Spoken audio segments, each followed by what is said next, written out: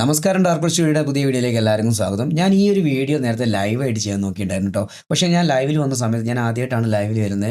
2-3 പ്രാവശ്യം ഫെയിലായി. റെക്കോർഡ് ആവുന്നുണ്ടോ, സെൻഡ് ആവുന്നുണ്ടോ ഒന്നും മനസ്സിലാവാതെ ആകെ കൺഫ്യൂഷൻ ആയിപ്പോയി. പിന്നെയാണ് എനിക്കൊരു ഐഡിയ കിട്ടി തുടങ്ങി. അപ്പോഴേക്കും എല്ലാവരും പോയി. അതുകൊണ്ട് ഞാൻ ഇത് വീഡിയോ ആയിട്ട് ചെയ്യുകയാണ്. അടുത്ത തവണ ഞാൻ ലൈവ് വരുമ്പോൾ മസ്റ്റായിട്ട് നമ്മുടെ ജനറൽ ഗ്രൂപ്പിൽ അറിയിക്കാം കേട്ടോ. വാട്സാപ്പ് ഗ്രൂപ്പിൽ അറിയിക്കാം. അപ്പോൾ വാട്സാപ്പ് ഗ്രൂപ്പിൽ ജോയിൻ ചെയ്യാത്തവരുണ്ടെങ്കിൽ അത് ജോയിൻ ചെയ്യുക. അപ്പോൾ നമുക്ക് ക്ലാസ് പോകുന്ന സമയത്ത് സംശയങ്ങൾ എന്തെങ്കിലും ഉണ്ടെങ്കിൽ കമൻറ്റ് ഒരു മെസ്സേജ് ചാറ്റായിട്ട് ചോദിച്ചിട്ട് ക്ലിയർ ചെയ്ത് അങ്ങനെ പോവാട്ടോ. ലൈവ് അറിയാലോ, എനിക്കറിയില്ല, നിങ്ങൾക്ക് അറിയാലോ.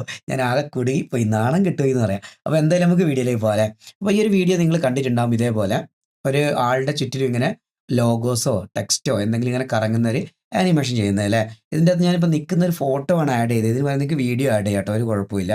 ഞാൻ റെക്കോർഡിങ് സ്റ്റക്ക് ആവുമോ അല്ലെങ്കിൽ ലൈവ് സ്റ്റക്ക് ആവുമോ പേടി കാരണമാണ് ആ ഒരു വീഡിയോയ്ക്ക് വരാൻ ഫോട്ടോ ആഡ് ചെയ്തത്. വേറെ ഇഷ്യൂ ഒന്നുമില്ല. ആ ഫോട്ടോയ്ക്ക് വരെ അവിടെ വീഡിയോ ആഡ് ചെയ്ത് കൊടുത്താൽ മതി. ജസ്റ്റ് ഫ്യൂഷൻ്റെ അകത്താണ് ചെയ്യുന്നത്. വളരെ സിമ്പിളായിട്ട് നമുക്ക് നോക്കാം അല്ലേ. ഫ്യൂഷൻ്റെ അകത്ത് ഇത്രയും നോഡുകളേ ഉള്ളൂ. ഇതിൽ നിങ്ങൾക്ക് കൺഫ്യൂഷൻ ആവേണ്ട കാര്യമൊന്നുമില്ല. ഇതാ ഈ ഒരു സംഭവം, ഇത്രയുള്ള സംഭവങ്ങൾ എന്ന് പറഞ്ഞു കഴിഞ്ഞാൽ എൻ്റെ ഒരു വീഡിയോയുടെ ഗ്രീൻ സ്ക്രീൻ റിമൂവ് ചെയ്തതും അതിൻ്റെ ബാക്ക്ഗ്രൗണ്ടും അതിൻ്റെ എന്താ പറയുക അതിൻ്റെ മാസ്കും കാര്യങ്ങളൊക്കെയാണ്. അതുകൊണ്ട് ഈ ഒരു സംഭവം ചെയ്യാൻ, അതായത് കറങ്ങുന്ന ഈ ഒരു ടെക്സ്റ്റിൻ്റെ എഫക്റ്റ് ചെയ്യാൻ വേണ്ടിയിട്ട് വേറെ ഒന്നും വേണ്ട. ഒരു ടെക്സ്റ്റും 2 മെർജും ഒരു റെക്റ്റാങ്കിളും ഒരു ഔട്ട്പുട്ടും. ഈ ഔട്ട്പുട്ട് ഓൾറെഡി ഇവിടെ ഉണ്ടാവും, നിങ്ങൾക്ക് അറിയാം അല്ലേ. ഈ 2 മെർജ് എന്ന് പറഞ്ഞാൽ ഓട്ടോമാറ്റിക്കലി കണക്റ്റ് ആവുന്നതാണ്. നമുക്ക് ആകെ റെക്റ്റാങ്കിളും ഒരു ടെക്സ്റ്റും മാത്രം മതി, കൂടുതൽ പറയുന്നില്ല. അപ്പോൾ തുടങ്ങാം അല്ലേ. നമുക്ക് മീഡിയ പൂളിൽ വന്നിട്ട് ഇവിടെ നിന്ന് റൈറ്റ് ക്ലിക്ക് ചെയ്ത് ന്യൂ ഫ്യൂഷൻ കോമ്പോസിഷൻ എന്ന് കണ്ടാൽ ഇതൊന്ന് ക്ലിക്ക് ചെയ്യുക. ഇവിടെ ഒരു പുതിയ കോമ്പോസിഷൻ ക്രിയേറ്റ് ചെയ്യുക. ഞാനിവിടെ 3D എന്നുള്ളൊരു പേര് ജസ്റ്റ് അങ്ങനെ കൊടുക്കുന്നുള്ളൂ, കൂടുതലൊന്നും കൊടുക്കില്ല. ഫ്രെയിം റേറ്റ് ഞാനിവിടെ 60 കൊടുക്കുകയാണ്. കാരണം നമുക്ക് ഒരു സ്റ്റക്ക് ഇല്ലാത്ത രീതിയിൽ നല്ലൊരു ഫ്ലോ ഉള്ള കിട്ടണമെങ്കിൽ, ഫ്ലോ ഉള്ളൊരു കറക്കം കിട്ടണമെങ്കിൽ മാക്സിമം ഫ്രെയിം റേറ്റ് ഉണ്ടായിക്കോട്ടെ. ഓക്കെ, ക്രിയേറ്റ് ചെയ്തു. എന്നിട്ട് അതിനെ ജസ്റ്റ് ഇവിടേക്ക് ഡ്രാഗ് ആൻഡ് ഡ്രോപ്പ് ചെയ്തു. ഓക്കെ അല്ലേ. ഇതിൽ നമ്മൾ ഓൾറെഡി ചെയ്തതാണ്, അതുകൊണ്ടാണ് പുതിയൊരെണ്ണം ക്രിയേറ്റ് ചെയ്തത് കേട്ടോ. ഇത് ക്രിയേറ്റ് ചെയ്തു. നേരെ ഫ്യൂഷൻ പേജിൻ്റെ അകത്തേക്ക് പോയി. ഇവിടെ നമുക്ക് ഇവിടുന്ന് ഒരു ടെക്സ്റ്റ് നോഡിനെ ആഡ് ചെയ്യാം. അപ്പോൾ ഇതേപോലെ അല്ല നിങ്ങൾ ഇൻ്റർഫേസ് ഉള്ളതെങ്കിൽ ഇങ്ങനെ ഞാൻ വർക്ക് സ്പേസിൽ വന്നിട്ട് ലേഔട്ട് പ്രീസെറ്റിൽ വന്നിട്ട് ഫ്യൂഷൻ പ്രീസെറ്റിൽ വന്ന് മിഡ് ഫ്ലോ വെർട്ടിക്കൽ എന്നുള്ള ഒരു ഓപ്ഷൻ കൊടുത്താൽ മതി കേട്ടോ. സിമ്പിളാണ്. ഓക്കെ, അത്രയും ചെയ്തു. അപ്പോൾ ഇവിടെ നമുക്കൊരു ഔട്ട് മാത്രമേ കാണാൻ പറ്റില്ല. ഞാൻ ഔട്ട് ഇങ്ങനെ അറേഞ്ച് ചെയ്തു. പുറത്ത് എവിടെയെങ്കിലും ക്ലിക്ക് ചെയ്ത ശേഷം ഷിഫ്റ്റ് സ്പേസ് അടിക്കുക, ടെക്സ്റ്റ് എന്ന് സെർച്ച് ചെയ്യുക. അപ്പോൾ എനിക്ക് ടെക്സ്റ്റ് പ്ലസ് എന്നുള്ള നോഡ് കാണാൻ പറ്റും. ടെക്സ്റ്റ് പ്ലസ് ആഡ് ചെയ്യണം കേട്ടോ. ടെക്സ്റ്റ് പ്ലസ് ഇവിടേക്ക് ആഡ് ചെയ്യുക. എന്നിട്ട് ജസ്റ്റ് ഡ്രാഗ് ചെയ്തിട്ട് മീഡിയ ഔട്ടിലേക്ക് കണക്ട് ചെയ്യാം. ഓക്കെ അല്ലേ. ഇനി ടെക്സ്റ്റ് പ്ലസ്സിൽ നമുക്ക് എന്തെങ്കിലും ടൈപ്പ് ചെയ്യാൻ പറ്റും. ഞാനിപ്പോൾ ടെക്സ്റ്റ് 3D ഡാർക്ക് വൂൾഫ് എന്നൊന്ന് എഴുതി. ഓക്കെ അല്ലേ. അല്ലെ ടെക്സ്റ്റ് 3D എഫക്റ്റ് എന്നും കൂടെ ചെയ്താൽ കുറച്ച് കൂടുതൽ ഉണ്ടായിക്കോട്ടെ അല്ലേ. എഫക്റ്റ് 3D എന്ന് എഴുതി. ഇനി ഞാൻ എന്ത് ചെയ്യാൻ പോകുന്നത് അറിയോ. ഇൻസ്പെക്ടറിലെല്ലാം വന്നു കഴിഞ്ഞാൽ ഇതിനെ കോപ്പി ചെയ്യാൻ പറ്റും. മൊത്തം സെലക്ട് ചെയ്യുക, കമാൻഡ് C കൺട്രോൾ C അടിക്കുക, കോപ്പി ചെയ്യുക, ഇവിടെ സ്പേസ് ഇടുക, കമാൻഡ് V കൺട്രോൾ V അടിച്ച് അവിടേക്ക് പേസ്റ്റ് ചെയ്യുക. ഇപ്പോൾ ഇത് പുറത്തേക്ക് ചാടി പോയിട്ടുണ്ടെങ്കിൽ വേണമെങ്കിൽ നമുക്ക് ഇതിൻ്റെ സൈസ് ഇത്തിരി അഡ്ജസ്റ്റ് ചെയ്ത് വെക്കാം കേട്ടോ. എന്നിട്ട് നേരെ ഈ ബോൾഡ് എന്നുള്ള ഓപ്ഷൻ കണ്ടോ ഫോണ്ടിൻ്റെ താഴെ, ഈ ബോൾഡ് മാറ്റിയിട്ട് അവിടെ ഏതാണെങ്കിലും അത് മാറ്റിയിട്ട് നമുക്ക് ഇവിടെ എക്സ്ട്രാ ബോൾഡ് എന്ന് കാണാൻ പറ്റും. കുറച്ചും കൂടെ ഒരു കട്ടി കിട്ടാൻ വേണ്ടി അത് കൊടുക്കുക കേട്ടോ. സൈസൊക്കെ വേണമെങ്കിൽ ഒന്നുകൂടെ അഡ്ജസ്റ്റ് ചെയ്ത് വെക്കാം. ഇനി ഞാൻ എന്താ ചെയ്യാൻ പോകണമെന്ന് അറിയാം. നേരെ ഈ ലേഔട്ട് എന്നുള്ള ഈ ഓപ്ഷൻ കണ്ടോ തൊട്ടിപ്പുറമായിട്ട് ഇൻസ്പെക്ടറിൻ്റെ അകത്താണ്. ഇതിൽ ടെക്സ്റ്റ് തന്നെ ക്ലിക്ക് ചെയ്യണം കേട്ടോ. അതിൽ ലേഔട്ടിൽ വന്ന ശേഷം അവിടെ നമുക്ക് ലേഔട്ടിൻ്റെ അകത്ത് ടൈപ്പ് എന്ന് കാണാൻ പറ്റില്ല. ഈ ടൈപ്പിൻ്റെ അകത്ത് പോയിന്റ് എന്നാണുള്ളത്, മാറ്റി സർക്കിൾ എന്നുള്ള ഒരു ഓപ്ഷൻ കൊടുക്കുക. സർക്കിൾ എന്ന് കൊടുത്തു കഴിഞ്ഞാൽ കണ്ടോ ഒരു ആർച്ചൊക്കെ പോലെ സെറ്റായില്ലേ. ഇനി നമുക്കിത് 2 അറ്റവും കൂട്ടി മുട്ടിക്കണം. നമ്മളൊക്കെ ചെയ്യുന്ന പരിപാടി 2 അറ്റം കൂട്ടി മുട്ടിക്കാൻ വേണ്ടി ഓടുകയാണല്ലേ. അതേപോലെ ഈ 2 അറ്റവും നമുക്കൊന്ന് കൂട്ടി മുട്ടിക്കാൻ എന്താ ചെയ്യുന്നത് അറിയോ. ഇതിൽ തന്നെ സർക്കിൾ താഴുന്ന വിഡ്ത്ത് എന്ന് പറഞ്ഞ ഓപ്ഷൻ കാണാൻ പറ്റൂലേ.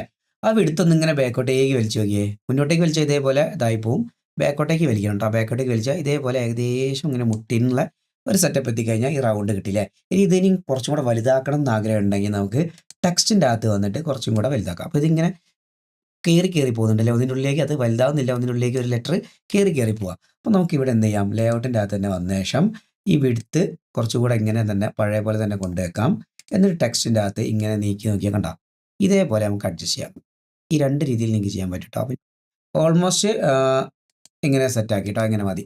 പിന്നെ നമുക്ക് എന്ത് ചെയ്യാമെന്ന് അറിയാം. നേരെ താഴേക്ക് വന്നു കഴിഞ്ഞാൽ റൊട്ടേഷൻ ഓർഡർ എന്ന് കാണാൻ പറ്റില്ലേ. റൊട്ടേഷൻ താഴെ റൊട്ടേഷൻ ഓർഡർ എങ്ങനെ കൊടുക്കണം എന്നറിയോ.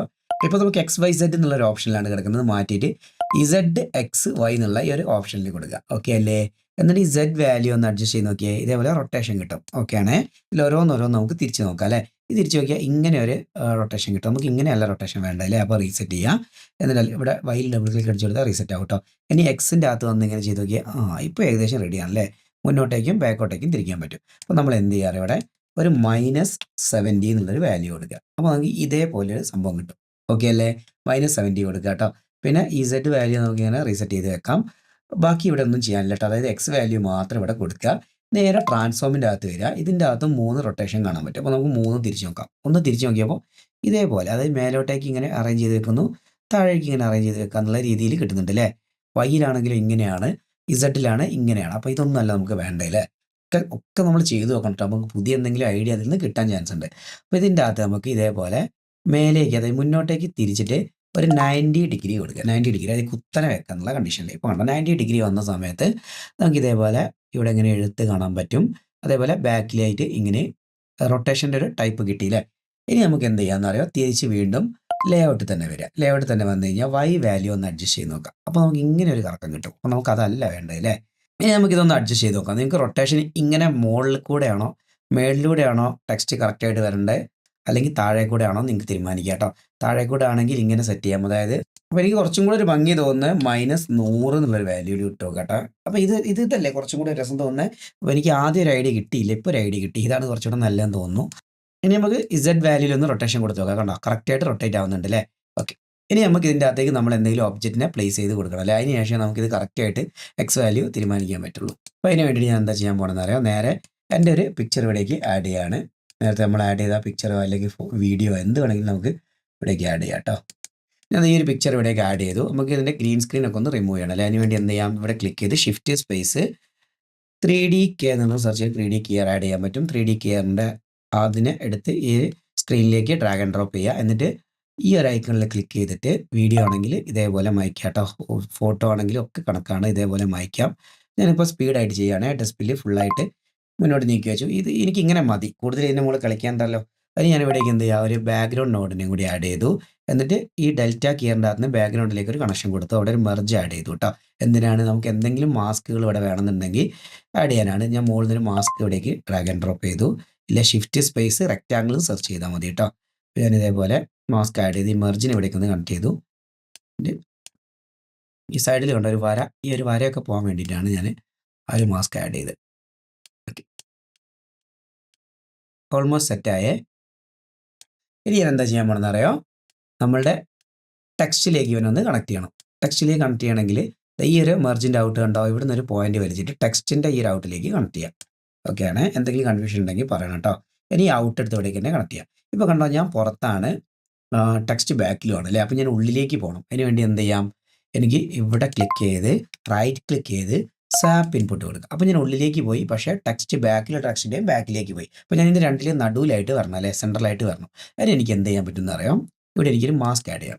നേരത്തെ ഇവിടെ ആഡ് ചെയ്ത പോലെ തന്നെ ഇവിടുന്ന് റെക്റ്റാങ്കിൾ മാസ്ക് എടുക്കുക, ഇവിടേക്ക് ആഡ് ചെയ്യുക, കണക്ട് ചെയ്യുക. അപ്പോൾ നമ്മളിതൊക്കെ ബേസിക്കലി പറഞ്ഞുകൊണ്ടാണ് കൂടുതൽ അങ്ങനെ പറഞ്ഞുകൊണ്ടിരിക്കാത്തത് കേട്ടോ. എന്തെങ്കിലും ഡൗട്ട് ഉണ്ടെങ്കിൽ നിങ്ങൾക്ക് കമൻ്റ് ആയിട്ട് ചോദിക്കാം.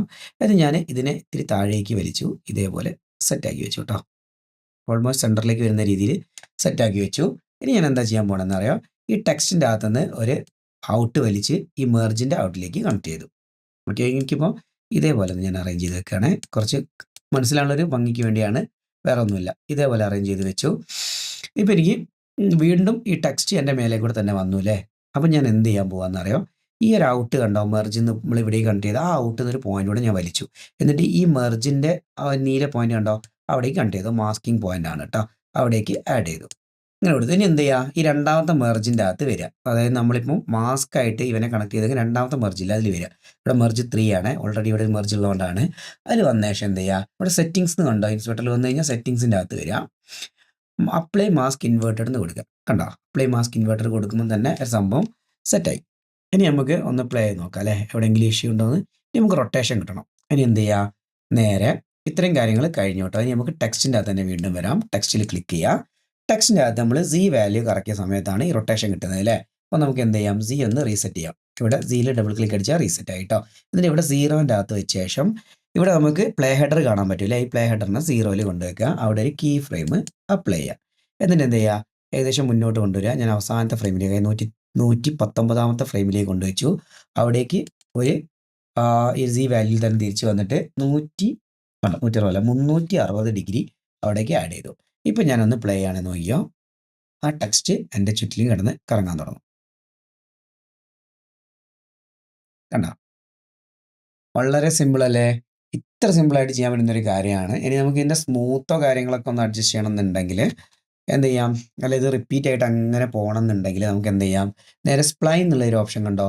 സ്പ്ലൈനിൻ്റെ അകത്ത് വരിക. സ്പ്ലൈനിൻ്റെ അകത്ത് വന്നിട്ട് ഇവിടെ വന്ന് ഈ 3 ഡോട്ട് കണ്ടോ? ഇവിടെ ക്ലിക്ക് ചെയ്ത് ഷോ ഓൺലി സെലക്ടഡ് ടൂളിൽ ഇത് കൊടുക്കുക. ഓക്കെ. എന്നിട്ട് എന്ത് ചെയ്യാം? നമ്മുടെ ടെക്സ്റ്റിനെ ക്ലിക്ക് ചെയ്യുക. എന്നിട്ട് ടെക്സ്റ്റിൻ്റെ ഇവിടെ 2 ടിക്ക് ആഡ് ചെയ്യാം. മുകളിൽ ടിക്ക് ആഡ് ചെയ്താൽ താഴെ ഓട്ടോമാറ്റിക് വരും.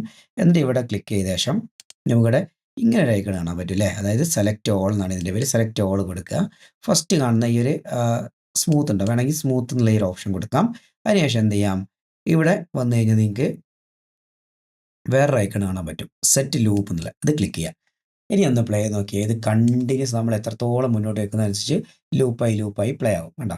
ഒരു ആ സോഫ്റ്റ് കൊടുത്തുകൊണ്ടാണ് അർത്ഥം ഒന്ന് സ്ലോ ആയിട്ട് പിന്നെ സ്പീഡ് ആകുന്നത് കേട്ടോ. അപ്പോൾ അങ്ങനെ വേണ്ടാന്നുണ്ടെങ്കിൽ നമുക്ക് എന്ത് ചെയ്യാം? ആ സ്മൂത്ത് കൊടുക്കണ്ട. സ്മൂത്തിന് പകരം എന്ത് ചെയ്യുക? സെലക്ട് ഓൾ കൊടുത്തിട്ട് ഈ ഒരു ഡയറക്റ്റുള്ള ഈ ഒരു സംഭവം തന്നെ കൊടുത്താൽ മതി കേട്ടോ. നിങ്ങളുടെ ഇഷ്ടം പോലെ ചെയ്യാം. ജസ്റ്റ് ഒന്ന് കാണിച്ചു തരാം. കണ്ടോ? നല്ല അടിപൊളിയായിട്ടുണ്ട് അല്ലേ? നല്ല ടെക്സ്റ്റ് എഫക്റ്റ് ആണ്. ഇതേപോലെ നമുക്ക് ലോഗോ ചെയ്യാൻ പറ്റും. വേറെ എന്തെങ്കിലും വീഡിയോസ് വേണമെങ്കിൽ അങ്ങനെ ചെയ്യാൻ പറ്റും. ഇനി നമുക്ക് ഇതിൻ്റെ വലിപ്പം ഒന്ന് കൂട്ടി നോക്കാം അല്ലേ? ഇതിൻ്റെ വലിപ്പം ഒന്ന് കൂട്ടി നോക്കുകയാണ്. ഇത് എവിടേക്ക് കൂട്ടി. കണ്ടോ? ഇത് എത്ര വലിപ്പം കൂട്ടിക്കഴിഞ്ഞാൽ ഇതിങ്ങനെ കറങ്ങിക്കൊണ്ടിരിക്കും. നമ്മുടെ ലോഗോ ഒക്കെ ഡിസൈൻ ചെയ്യുന്ന സമയത്ത് നമുക്ക് 3D ലോഗോകൾ ചെയ്യണമെങ്കിൽ ടെക്സ്റ്റോടൊക്കെയുള്ള ലോഗോകൾ ചെയ്യണമെങ്കിൽ ഇതേപോലെ ചെയ്യാൻ പറ്റും കേട്ടോ. വളരെ സിമ്പിളാണ്. ഇപ്പോൾ ഇതേപോലെ സിമ്പിളായിട്ട് ഫ്യൂഷൻ്റെ എല്ലാ ഭാഗങ്ങളും A to Z സിമ്പിളായിട്ട് പഠിക്കണം എന്ന് നിങ്ങൾക്ക് ആഗ്രഹം ഉണ്ടെങ്കിൽ നമ്മൾ പ്രീമിയം ക്ലാസ് സ്റ്റാർട്ട് ചെയ്തിട്ടുണ്ട് കേട്ടോ. ഡിസ്ക്രിപ്ഷനിൽ വാട്സപ്പിൻ്റെ ലിങ്ക് കൊടുത്തിട്ടുണ്ട്. അതിൻ്റെ അകത്ത് ഹായ് എന്നുള്ളതിന് പകരം പ്രീമിയം എന്ന് മാത്രം എനിക്കൊരു മെസ്സേജ് അയക്കുക. ഹായ് അയച്ചു കഴിഞ്ഞാൽ റിപ്ലൈ തരാൻ ഞാൻ കാണുമ്പോഴായിരിക്കും അയക്കുക. പ്രീമിയം എന്ന് അയച്ചു തന്നാൽ എനിക്ക് പെട്ടെന്ന് മനസ്സിലാവും പ്രീമിയത്തിന് വേണ്ടിയിട്ടാണെന്നുള്ള പ്രീമിയം ക്ലാസ്സുകൾക്ക്. അപ്പോൾ അതിൽ ജോയിൻ ചെയ്ത് കഴിഞ്ഞാൽ നിങ്ങൾക്ക് A to Z സിമ്പിളായിട്ട് പഠിക്കാൻ പറ്റും. അപ്പോൾ പ്രീമിയം ക്ലാസ്സിൻ്റെ കൂടുതൽ ഡീറ്റെയിൽസും കാര്യങ്ങളും ഞാൻ വാട്സപ്പിൽ നിങ്ങൾക്ക് റിപ്ലൈ ആയിട്ട് തരുന്നതായിരിക്കും കേട്ടോ. അപ്പോൾ എന്താണ്, കൂടുതൽ വീഡിയോ കാണാൻ വേണ്ടി ചാനൽ ഒന്ന് സബ്സ്ക്രൈബ് ചെയ്യുക. വീഡിയോ ഇഷ്ടപ്പെട്ടെന്ന് ലൈക്ക് ചെയ്യുക. അടുത്തൊരു വീഡിയോയിൽ കാണുന്നവരെ ബൈ.